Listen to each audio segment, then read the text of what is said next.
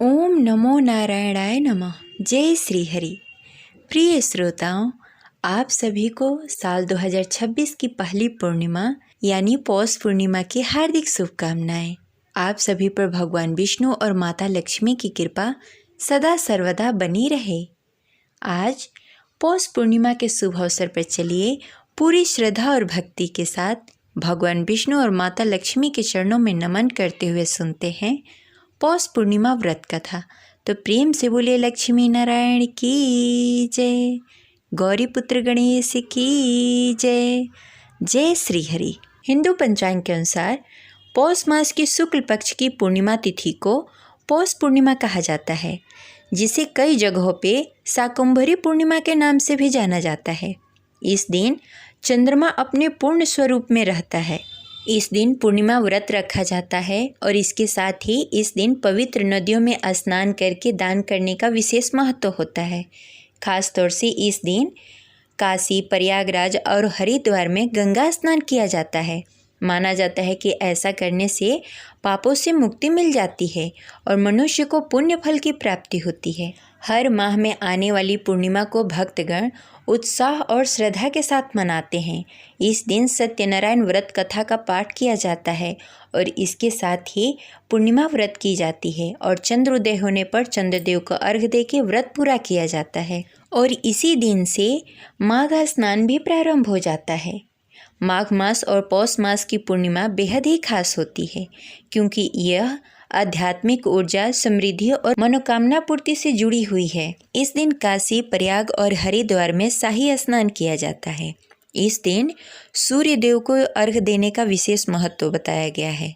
धार्मिक मान्यताओं के अनुसार पौष पूर्णिमा के दिन सूर्य और चंद्रमा दोनों की पूजा करने से जीवन के समस्त बाधाएं दूर हो जाती है और मनोवांछित फल प्राप्त होता है।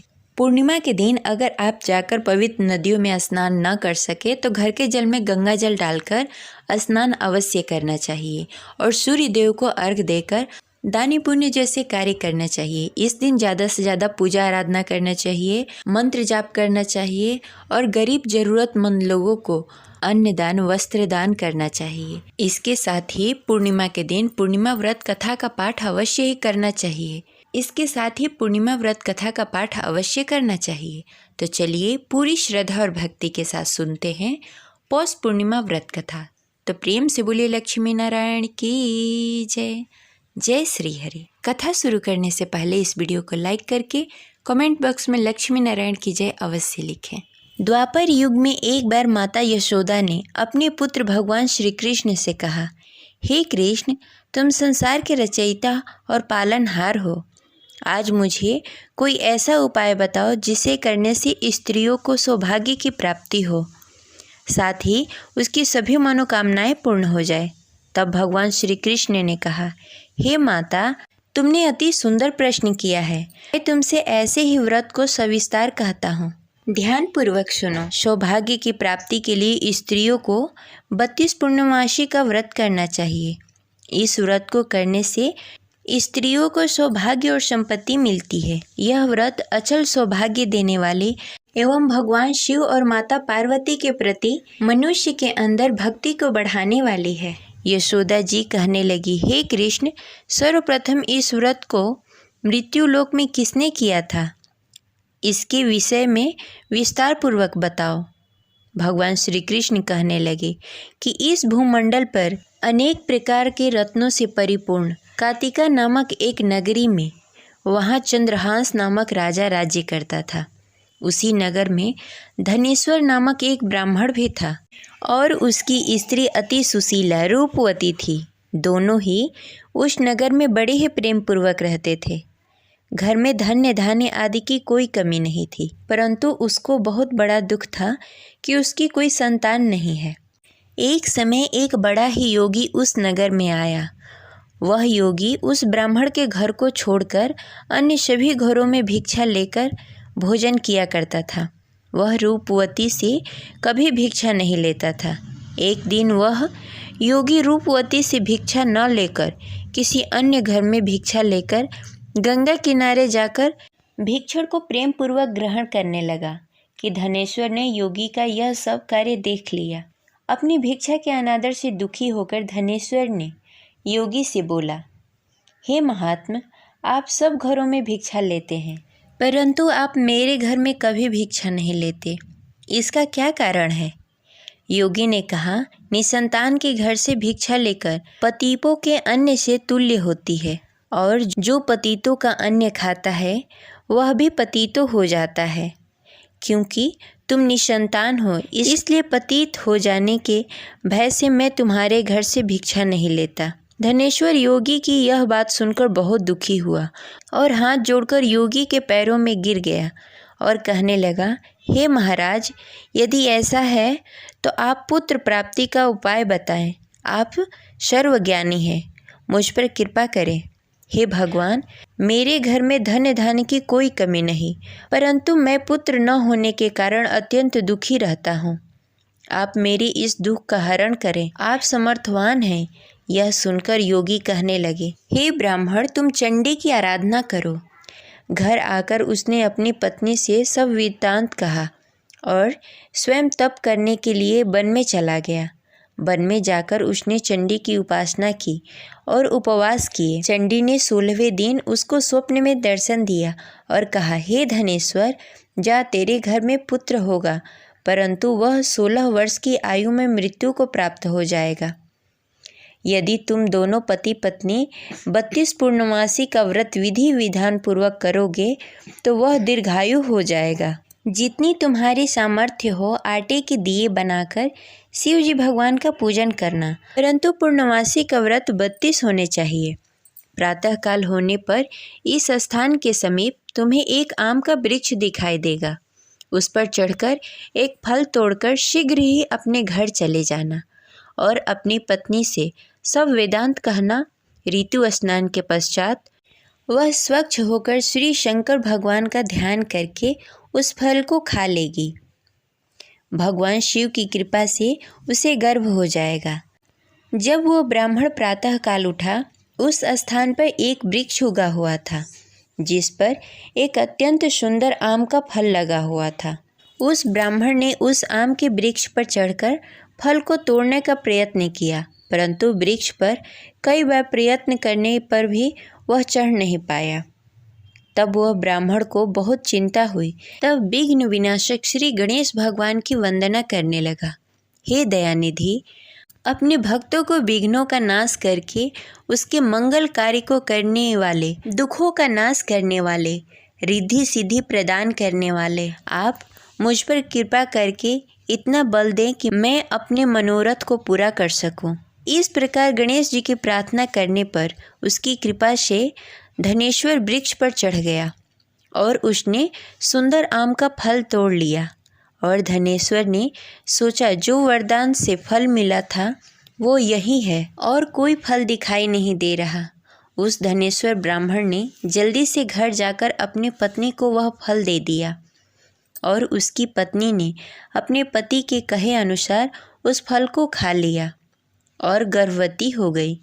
देवी जी की असीम कृपा से उसे एक अत्यंत सुंदर पुत्र प्राप्त हुआ, जिसका नाम उन्होंने देवीदास रखा। माता पिता के हर्ष और शोक के साथ वह बालक शुक्ल पक्ष की चंद्रमा के भांति अपने पिता के घर में बड़ा होने लगा। वह बालक अति सुंदर, विद्वान और बहुत ही पढ़ने में निपुण हो गया। दुर्गा जी के आज्ञानुसार उसको 32 पूर्णमासी का व्रत रखना आरंभ कर दिया, जिससे उसका पुत्र बड़ी आयु वाला हो जाए। 16वां साल लगते ही देवीदास के माता पिता को बड़ी ही चिंता हो गई कि उसके पुत्र की इस वर्ष मृत्यु न हो जाए। इसलिए उन्होंने अपने मन में विचार किया कि यदि यह दुर्घटना उसके सामने हो गई तो वो कैसे सहन कर पाएंगे। इसलिए उन्होंने देवीदास के मामा को बुलाया और कहा, हमारी एक बहुत बड़ी इच्छा है कि देवीदास 1 साल के लिए काशी में जाकर विद्या अध्ययन करे और उसको अकेला भी नहीं छोड़ना चाहिए, इसलिए साथ में तुम चले जाओ और 1 वर्ष के पश्चात उसको वापस लेकर आना। सब प्रबंध करने के पश्चात उसके माता पिता ने काशी जाने के लिए देवीदास को एक घोड़े पर बैठाकर उसके मामा के साथ भेज दिया। परंतु यह बात उसके मामा या किसी और को नहीं बताई। धनेश्वर तथा उसकी पत्नी ने अपने पुत्र के मंगल कामना तथा दीर्घायु के लिए भगवती दुर्गा की आराधना करना शुरू कर दिया। पूर्णमासी का व्रत करना आरंभ कर दिया। इस प्रकार बराबर 32 पूर्णमासी व्रत किया। उन्होंने पूरी श्रद्धा और भक्ति के साथ पूरा व्रत कर लिया। कुछ समय पश्चात एक दिन वह मामा और भांजा रात बिताने के लिए किसी गांव में ठहरे हुए थे। उस दिन उस नगर में ब्राह्मण के अत्यंत सुंदर, सुशील और रूपवती कन्या का विवाह होने वाला था। जिस धर्मशाला के अंदर वर और उसके बाराती ठहरे हुए थे, उसी धर्मशाला के अंदर देवीदास और उसके मामा भी ठहरे हुए थे। उधर कन्या को तेल आदि चढ़ने के बाद जब लग्न का समय आया तो वर की तबीयत खराब हो गई। वर के पिता ने अपने परिवार वालों से विचार विमर्श करके कहा कि देवीदास मेरे पुत्र जैसा ही है, मैं उसके साथ लग्न करा दूं और बाद में बाकी सारे काम मेरे बेटे के साथ पूरे हो जाएंगे। ऐसा करने के बाद वर के पिता ने देवीदास को मांगने के लिए उसके मामा के पास गए और उन्हें सारी बात बताई। मामा ने कहा कि कन्यादान में जो कुछ भी मिलेगा वो हमें दे दिया जाए। वर के पिता ने बात स्वीकार कर ली। इसके बाद देवीदास का विवाह कन्या के साथ संपन्न हो गया। इसके बाद वह अपने पत्नी के साथ भोजन न कर सका और मन में विचार करने लगा, न जाने यह किसकी पत्नी होगी। यह सोचकर उसकी आंखों से आंसू आ गए। तब वधू ने पूछा कि क्या बात है, आप उदास क्यों हैं? तब उसने सारी बातें पत्नी को बता दी। तब कन्या कहने लगी कि यह ब्रह्म विधान के विपरीत है। आप मेरे पति हैं, मैं आपकी पत्नी रहूंगी, किसी अन्य की कभी नहीं हो सकती। तब देवीदास ने कहा, ऐसा मत करिए, क्योंकि मेरी आयु कम है, मेरे बाद आपका क्या होगा। लेकिन उसकी पत्नी नहीं मानी और बोली, स्वामी आप भोजन करिए। दोनों रात में सोने के लिए चले गए। सुबह देवीदास ने पत्नी को 4 नगों से जड़ी एक अंगूठी दी और एक रुमाल दिया और बोला, हे प्रिय, इसे ले लो, संकेत समझकर स्थिर चित्त हो जाओ। मेरे मरण जीवन के जानने के लिए एक पुष्प वाटिका बना लो, उसमें सुगंधित पुष्पों को उगा लो, उसमें प्रतिदिन जल देना और खेलते कूदते रहना। जिस समय और जिस दिन मेरा प्राण प्राणांत होगा उस दिन यह पुष्प सूख जाएंगे। जब यह फिर से हरे हो जाएं तो जान लेना मैं जीवित हूँ। यह समझाकर वह वहाँ से चला गया। इसके बाद जब वर और बाराती मंडप में आए तो कन्या ने उसे देखकर कहा कि ये मेरा पति नहीं है, मेरे पति वह हैं जिनके साथ मेरा रात में विवाह हुआ था। इसके साथ मेरा विवाह नहीं हुआ। अगर यह वही है तो यह बताए कि मैंने इसको क्या दिया, साथ ही कन्यादान के समय आभूषण मिले उसे दिखाए। कन्या की ये बातें सुनकर वह कहने लगा कि मैं यह सब नहीं जानता। इसके बाद सारी बारात भी अपमानित होकर लौट गई। भगवान श्री कृष्ण बोले, हे माता, इस प्रकार देवीदास काशी चला गया। कुछ समय जब बीत गए तो एक सर्प उसको डसने के लिए वहां आया, लेकिन वह उसको काट नहीं पाया, क्योंकि उसकी माता ने पहले ही 32 पूर्णमासी का व्रत कर लिए थे। इसके बाद खुद काल वहां पहुंचा। भगवान की कृपा से तभी वहां माता पार्वती और भगवान गणेश आ गए।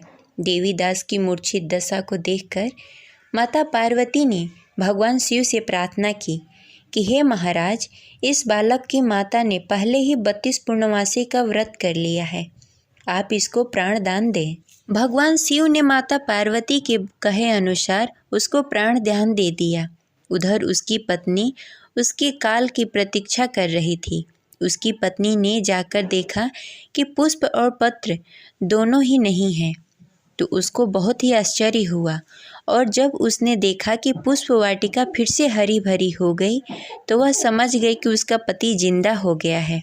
इसके बाद वह बहुत ही प्रसन्न होकर अपने पिता से कहने लगी कि मेरे पति जीवित हैं, उनको ढूंढिए। जब 16वां वर्ष व्यतीत हो गया तब देवीदास अपने मामा के साथ काशी से चल दिया। इधर उसके पत्नी के परिवार वाले उसे ढूंढने के लिए जा रहे थे कि उन्होंने देखा कि देवीदास और उसका मामा उधर ही आ रहे थे।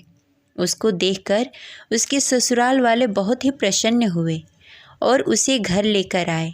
वहाँ सारा नगर इकट्ठा हो गया और कन्या ने भी उसे पहचान लिया। देवीदास ने इसके बाद अपनी पत्नी और मामा को लेकर वहाँ से चल दिया। उसके ससुराल वालों ने भी उसे बहुत सारा धन और दहेज देकर विदा किया। जब वह घर के लिए चल रहा था तो उसके माता पिता को लोगों ने खबर दे दी कि तुम्हारा पुत्र देवीदास और उसकी पत्नी और उसके मामा आ रहे हैं।